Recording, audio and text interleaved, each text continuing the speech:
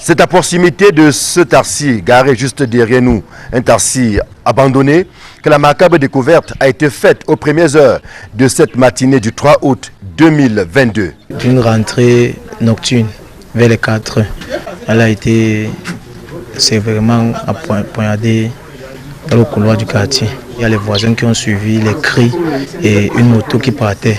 Bon, ils ont suivi, c'est comme ils ont suivi le dernier souffle passé. Après, ils ont suivi un cri, donc ça ne les a pas fait sortir. C'est quand il y a un voisin qui est motoman qui est sorti, qui a vu le corps dehors. Là où il a alarmé le reste de la population. Le corps était dans quel état? Piteux état, vu qu'elle ne respirait plus. Elle était déjà morte quand il est sorti.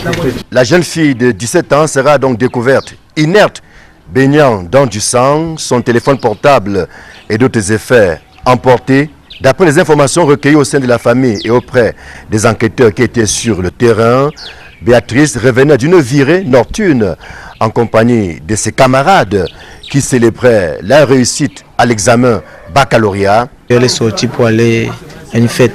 Bon, son retour alors, c'est là où on ne sait pas si elle est venue, si elle est revenue accompagnée ou elle est venue seule. Ça qu'on ne sait pas. Mais ce qu'on a dit, c'est qu'on a suivi une moto qui repartait. Donc net à son cri, on a suivi une moto qui repartait.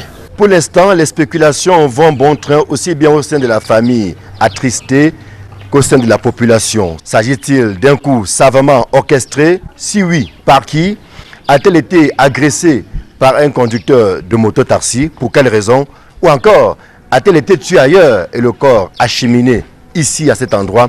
Autant de questions qui trouveront peut-être des réponses au thème des enquêtes qui ont été ouvertes, lesquelles enquêtes sont diligentées aussi bien par la police que par la gendarmerie. Ils ont fait un constat, et suite après on a amené le corps.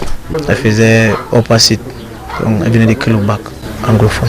Le quartier Simeon 2, plus connu sous le nom de Tam-Tam Week-end, est donc en deuil avec la disparition de Béatrice, tout juste âgée de 17 ans.